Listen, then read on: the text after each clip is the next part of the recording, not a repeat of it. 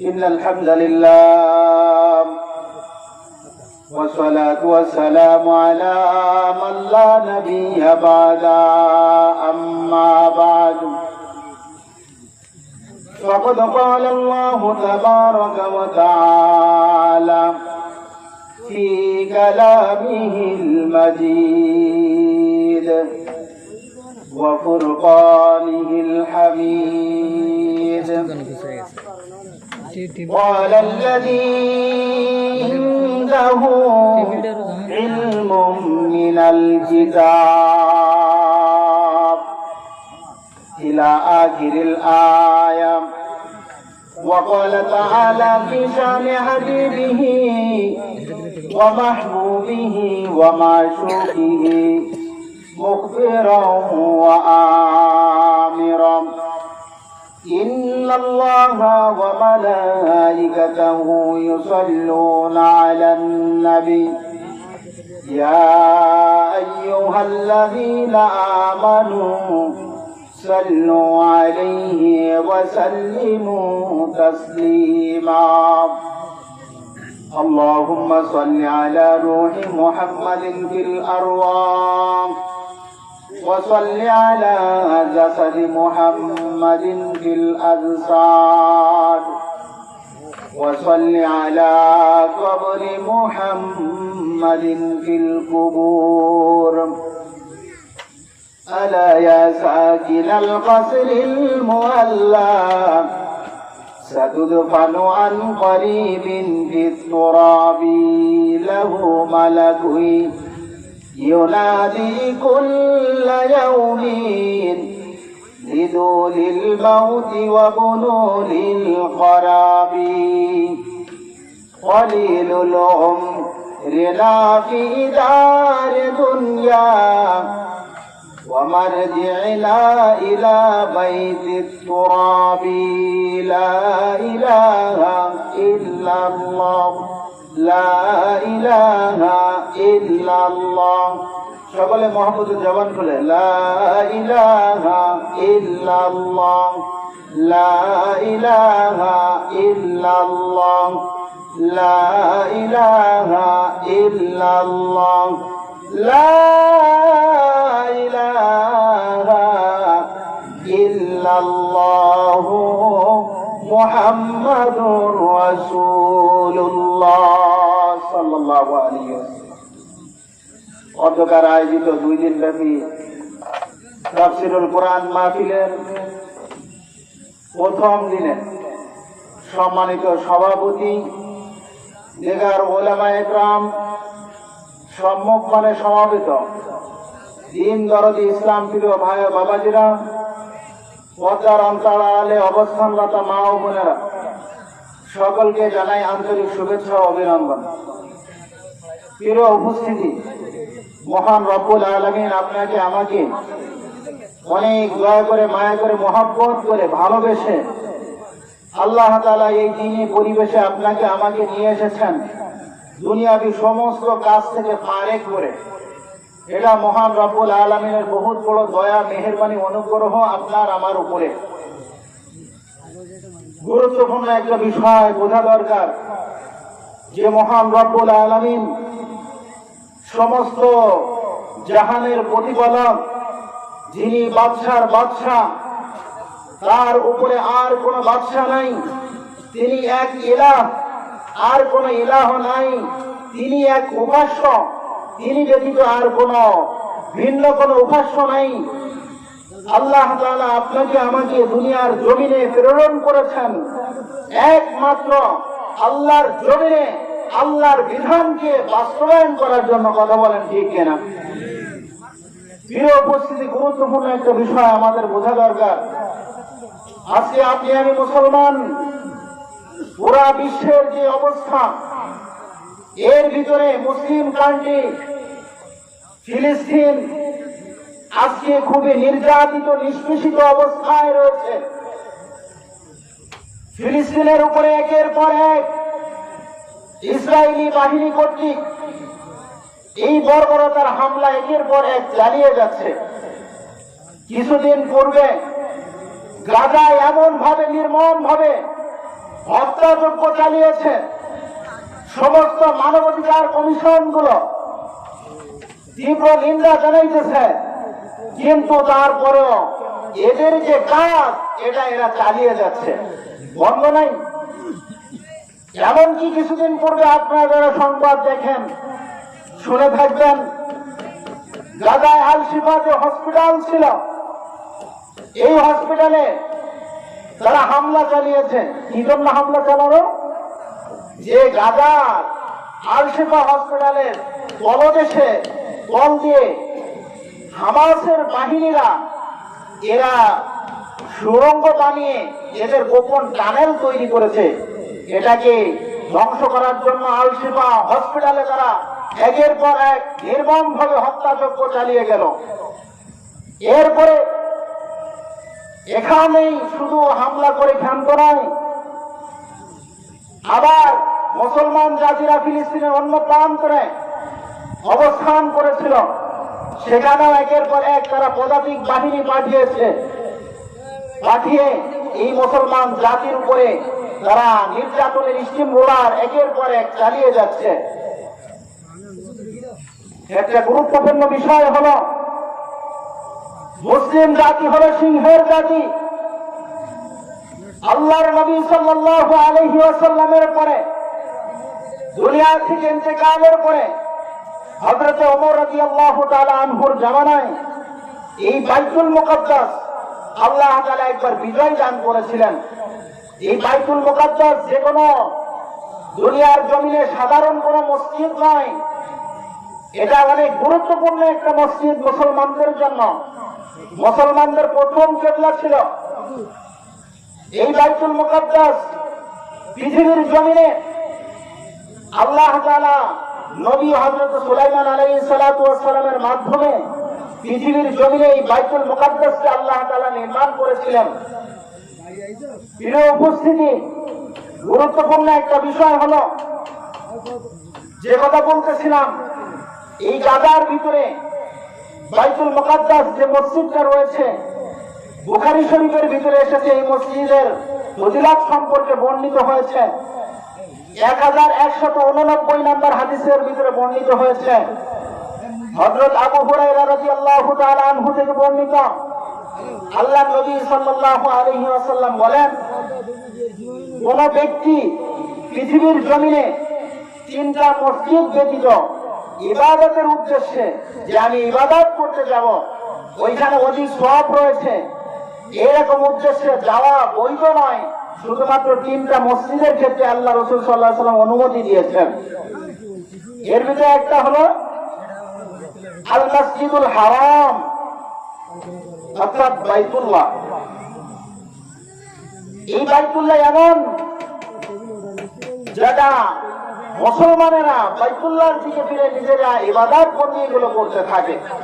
এখনো পর্যন্ত আমরা এই বাইতুল্লাহর দিকে ফিরে ইবাদত বন্দেগী করতে থাকি।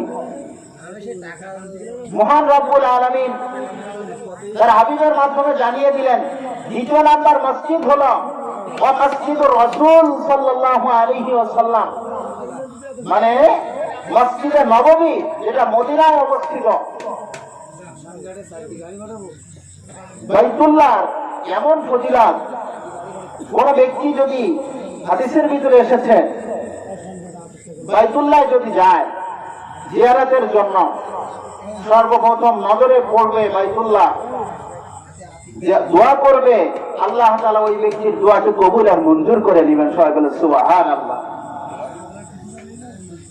প্রিয় উপস্থিতি, আমার আলোচনার উদ্দেশ্য এদিকে নয়। আমি পবিত্র কোরআনুল কারীমের 27 নম্বর সূরাতুন নামলের 40 নম্বর আয়াতে কারিমা থেকে তেলাওয়াত করেছি। মূল আলোচনায় চলে যাব। এর আগে যে কথা বলতেছিলাম, পৃথিবীর জমিনে 3টা মসজিদ ব্যতীত ইবাদত মনে করে পৃথিবীর জমিনে আর কোথাও ভ্রমণ করা জায়েজ নাই। প্রথম নাম্বারে আল্লাহর হাবিব বলেন, আল মসজিদুল হারাম, বাইতুল্লাহর মসজিদ, মসজিদে হারাম। এই মসজিদে হারামে মানুষ ইবাদতের উদ্দেশ্যে যদি ভ্রমণ করে এটা জায়েজ আছে। সওয়াবের নিয়তে যদি ভ্রমণ করে কোনো সমস্যা নাই। নাম্বার 2, আল্লাহর হাবিব বলেন, মসজিদুর রাসূল, অর্থাৎ আল্লাহর রাসূল সাল্লাল্লাহু আলাইহি ওয়াসাল্লামের মসজিদ, যেটাকে মসজিদে নববী বলা হয়। তৃতীয় নম্বরে মসজিদুল আকসা,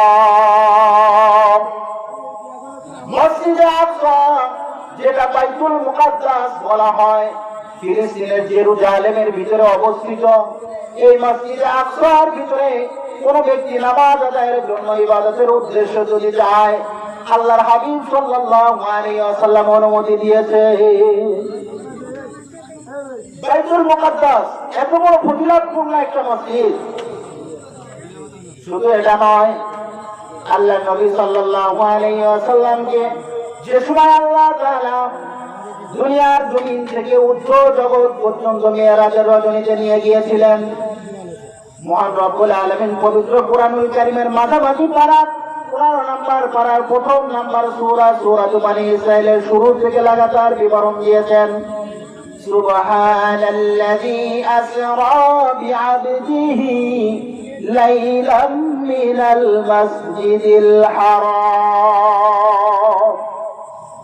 পবিত্রতা মহান সেই সত্তার, যিনি তার নিজ বান্দাকে নিয়ে চলে গিয়েছেন মসজিদে হারাম থেকে। দুই রিওয়ায়াতে এসেছে আল্লাহ রাসূল সাল্লাল্লাহু আলাইহি ওয়াসাল্লাম মেরাজের রজনীতে বাইতুল্লাহর যে ফরশ রয়েছে, বাইতুল্লাহর আঙিনায় শোয়া ছিল, অথবা নিজ ফুফু উম্মে হানির ঘরে শোয়া ছিলেন। এমত অবস্থায় দুইজন ফেরেশতা এসে আল্লাহ রাসূলকে নিয়ে চলে গেলেন। দুনিয়ার জমিনে যে ভ্রমণটা হয়েছে, এটাকে ইসরা বলা হয়। ইসরা বলা হয় রাতের ভ্রমণকে। আল্লাহ রাসূল সাল্লাল্লাহু আলাইহি ওয়াসাল্লাম বাইতুল্লাহ থেকে নিয়ে একবারে বাইতুল মুকাদ্দাস পর্যন্ত যেই ভ্রমণটা করেছিল রাতের বেলা, এই রাতের বেলা ভ্রমণকে কোরআনে কারিমে বলা হয়েছে আসরা ইসরা। রাতের বেলা ভ্রমণ করেছেন। ভ্রমণ করার পরে কি হয়েছে? মসজিদে বাইতুল মুকাদ্দাসে উপস্থিত হয়েছেন। উপস্থিত হওয়ার পরে আল্লাহ তাআলা সমস্ত আম্বিয়া ইকরাম আলাইহিমুস সালাতু ওয়াস সালামদেরকে একত্রিত করে দিয়েছেন। একত্রিত করার পরে 2 রাকাত নামাজ আদায় করা হবে। 2 রাকাত নামাজ কে আদায় করাবে? জিবরাইল আলাইহিস সালাতু ওয়াস সালাম আল্লাহ রাসূলকে বলে দিলেন, আপনি আগে চলে যান, এই ইমামতির হকদার আল্লাহ তাআলা আপনাকে দিয়েছেন। সুবহানাল্লাহ। মসজিদে আকসা মে জুমলা আম্বিয়া মুকতাদি थे और तुम মুকতাদা। আল্লাহ রাসূল সাল্লাল্লাহু আলাইহি ওয়াসাল্লামের ইমামতিতে নামাজ শুরু হয়ে গেল। যাই হোক, এখানে আমি যেটা বুঝাইতে চাচ্ছিলাম, এই মসজিদে আকসার ভিতরে সমস্ত আম্বিয়াদেরকে আল্লাহ তাআলা একত্রিত করে দিয়েছেন। তাফসীরের ভিতরে বিভিন্ন রকম রিওয়ায়াত এসেছিল, সমস্ত নবীরা জিসমানি ভাবে আল্লাহ তাআলা তাদেরকে একত্রিত করে দিয়েছিলেন মসজিদে আকসার ভিতরে। তাহলে এটারা বুঝতে পারি মসজিদে আকসার আল্লাহ তাআলা ভিন্ন একটা ফজিলত দান করেছেন। এরপরে কথা এসেছিল ওমর রাদিয়াল্লাহু আনহুর জামানা থেকে। তার মাধ্যমে আল্লাহ তাআলা মসজিদে আকসাকে ইহুদিদের কবল থেকে মুক্তি দিয়েছিল। পরবর্তীতে কিছুদিন যাওয়ার পরে আবার এদের কবলে চলে গিয়েছিল। এক সময় যুগের শ্রেষ্ঠ সন্তান সালাউদ্দিন আইয়ুবী রাহমাতুল্লাহ আলাইহির মাধ্যমে আল্লাহ তাআলা বাইতুল মুকাদ্দাসের বিজয় দান করেছিলেন। এরপরে দেখা গেল মুসলমানরা দীর্ঘদিন যাবৎ আরামায়েশের ভিতরে লিপ্ত হয়ে গিয়েছে। আবার এই বাইতুল মুকাদ্দাস ইহুদিদের কবলে আল্লাহ তাআলা নিয়ে গিয়েছেন। ভালো করে বুঝবেন, কিন্তু কিয়ামতের পূর্বে এমন একটা সময় আসবে, যেই সময় বাইতুল মুকাদ্দাসকে আল্লাহ তাআলা মুসলমানের কবলে দিয়ে দিবেন, মুসলমানদের আয়াতে দান করবেন। কিন্তু এটা তো মুসলমানদের সেই ফিকিরও করতে হবে, মেহনতও করতে হবে, চেষ্টা চালাইতে হবে। আজকে বুঝার বিষয়, পুরা বিশ্বের ভিতরে 10 থেকে 12টা মুসলিম রাষ্ট্র, এরা যদি ভালো করে কথা বলে, একযোগে যদি ওই যে আপনার ইসরায়েলি বাহিনীর উপরে, নেতানিয়াহুর উপরে যদি আক্রমণ করে, পুরা বিশ্ব এদের থেকে পিছিয়ে আসতে বাধ্য। কিন্তু আজকে মুসলমানদেরকে ধরেছে, এমন ভূতে ধরা ধরেছে, এরা মুনাফিকের থেকে বেশি কঠোর আচরণ করতেছে এই মুসলিম বিশ্বগুলো। কথা বলেন ঠিক কিনা? আমার কথা কি আপনারা বুঝতেছেন? আজকে ইসলামিক কান্ট্রি যেগুলো রয়েছে, সৌদি আরব সহ আরব বিশ্ব যারা রয়েছে, যদি সকলে একযোগে হামলা চালায়, তাহলে এরা যদি একত্রিত হয়ে এরা যদি কথা বলে হামলা করার জন্য প্রস্তুতি গ্রহণ করে, আজকে ইসরায়েলি বাহিনী কিছু হচ্ছে বাধ্য। কিন্তু আজকে আমরা তো এক হইতে পারছি না। বিশ্বের ভিতরে ভাবছেন সামান্য আমাদের দেশেই ধরেন, আমরা এমন হয়ে গেছি। কিছু মানুষ এমন আছে যারা নামাজ পড়তেছে, নামাজ আদায় করতেছে, কয় তোমার না আগিটা ঠিক হয়নি, তুমি আমি আসতে বলতেছো, তুমি আমি জোরে বলতেছো, তোমার নামাজ হয় না, তোমার অমুক হয় না, তুমি হয় না, তুমি মুশরিক হয়ে গেছো। কিন্তু আমরা তো ইমানের মেহনত করতেছি না। আজকে বিশ্ব মুসলিম কোন পথে মুক্তি পাবে?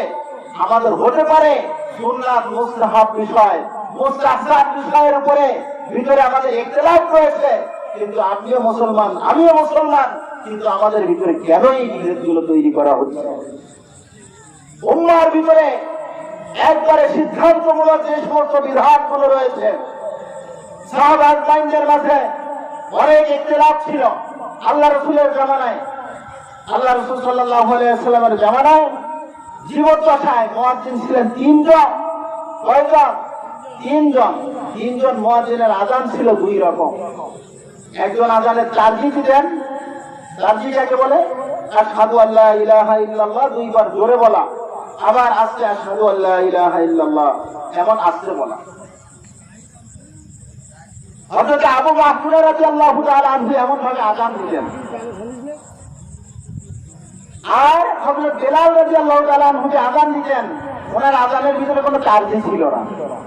কিন্তু আল্লাহ রাসূল সাল্লাল্লাহু আলাইহি ওয়াসাল্লামের জীবদ্দশায় এটা হয়েছে, কিন্তু আল্লাহ রাসূল সাল্লাল্লাহু আলাইহি ওয়াসাল্লাম এটা তো কখনো কিছু বলেন।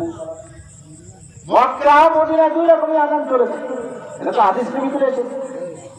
সম্মানিত উপস্থিতি, আমাদের বোঝার বিষয়, সামান্য সুন্নাত মুস্তাহাব বিষয় নিয়ে আমরা যদি উঠে পড়ে লাগতে থাকি, যারা নামাজ পড়তেছে এদের যাই বলি তুমি হাত কেন এ জায়গায় মানলা, তোমার নামাজ হবে না, আমিন কেন আসতে বললা, তুমি শিরক মুশরিক হয়ে গেছো, আমিন তুমি জোরে বললা কেন, তোমার নামাজ হবে না, তুমি রকুল আযান করো না কেন, তোমার নামাজ হচ্ছে না, তুমি করো কেন, তোমার নামাজ হচ্ছে না, এমন তর্ক বিতর্ক করা মানে নিজেদের মুসলিম ভাইদের ভিতরে, আপন ভাইদের ভিতরে ডিভাইডেড সৃষ্টি করা। কথা বলেন ঠিক কিনা? ওই বিশ্ব মুসলিম আজকে, মানবতা আজকে ঢুকে ঢুকে মরছে, পুরা বিশ্বটা নিরাপত্তা নিস্তব্ধ অবস্থা পালন করছে। আজকে গাজার মুসলমানদের উপরে যে নির্যাতনের স্টিম রোলার চালানো হচ্ছে, মুসলমান বিশ্ব আজকে নিরাপত্তা পালন করছে। আমরা এমনও নিজেরা তো দোয়াও তাদের জন্য করতে পারতেছি না। এ মুসলমান ভাইরা, আমাদের বাংলাদেশ সরকারকে ধন্যবাদ জানাই, তিনি যে তীব্র নিন্দা প্রতিবাদ জ্ঞাপন করেছেন, এখনো করতেছেন, এমনকি বাংলাদেশের ভার্সিটির ছাত্ররা পর্যন্ত নিন্দা জ্ঞাপন করতেছে, আমরা ধন্যবাদ জানাই। আর বিশেষ করে এটা আবেদন জানাইতে চাই, যদি কখনো এমন সুযোগ হয়ে যায় যে আমাদের পুরা গাজাকে স্বাধীন করার জন্য বিশ্ব থেকে এমনকি বাংলাদেশ থেকে জান দেওয়ার জন্য ডাক যদি চলে আসে, ওই মুসলমান ভাইদের ইজ্জত, মুসলমান বোনদের ইজ্জত রক্ষা করার জন্য আমরা জান দিতে কে কে প্রস্তুত আছি, দুইটা হাত উঁচু করে দেখায় দেই। নারায়ে তাকবীর, নারায়ে তাকবীর, দিন ইসলাম, দিন ইসলাম, নারায়ে তাকবীর। ইসলামের শত্রুরা যেমন ভাবে বলতেছি, গাজার ওই বর্ডার পর্যন্ত তো আমরা পৌঁছাইতে পারবো। আল্লাহর জমিনে আল্লাহর নাম নিতে আপনার কি ভয় পান? তাহলে উচ্চ আওয়াজ করে বলেন নারায়ে তাকবীর, নারায়ে তাকবীর, দিন ইসলাম, দিন ইসলাম। 2 দিন ব্যাপী তাফসীরুল কোরআন মাহফিল সফল হোক, সফল হোক, আল্লাহ তাআলা কবুল করে। সম্মানিত উপস্থিতি, যে কথা বলছিলাম, এজন্য পারতেছি না চাইতে হতে পারে, কিন্তু ওই মুসলমান ভাই বোনদের জন্য দোয়া করা, যতটুকু সম্ভব অনেক মাধ্যম এখন তৈরি হয়েছে ওই ফিলিস্তিনি নির্যাতিত মা বোনদের ভাই বোনদের সাহায্য করার জন্য। আকিস কোম্পানি মোটো ক্রয় করলে 1 টাকা করে তাদের ফান্ডে যে জমা হবে। একটা বোঝার বিষয়, শুধু মোটো ক্রয় করলে কিন্তু তাদের ফান্ডে জমা হবে না, ওখানে একটা কোড দেওয়া আছে, ওটা স্ক্যান করলে এরপরে ওদের ফান্ডে যে জমা হবে। এরপরে অর্থনৈতিক সাহায্য করার সুযোগ যদি আমাদের মিলে, যদি কোনো বিশ্বস্ত মাধ্যম আমরা পেয়ে যাই, তাহলে তাদের মাধ্যমে যতটুকু পারি নিজের স্বার্থ যতটুকু আছে এই নির্যাতিত মুসলমান মা বোন ভাই বোনদের জন্য আমরা আমাদের সর্বাত্মক চেষ্টা করে যাব। পারবো না ইনশাআল্লাহ?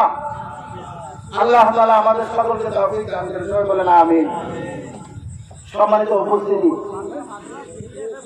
আল্লাহ তাআলার জমিনে আল্লাহ তাআলার বিধানই চলবে, এটাই হলো শিরোধার্য। কিন্তু আল্লাহ তাআলা মুসলমান জাতিদেরকে এটা রক্ষণাবেক্ষণ করার জন্য দায়িত্ব দিয়েছেন।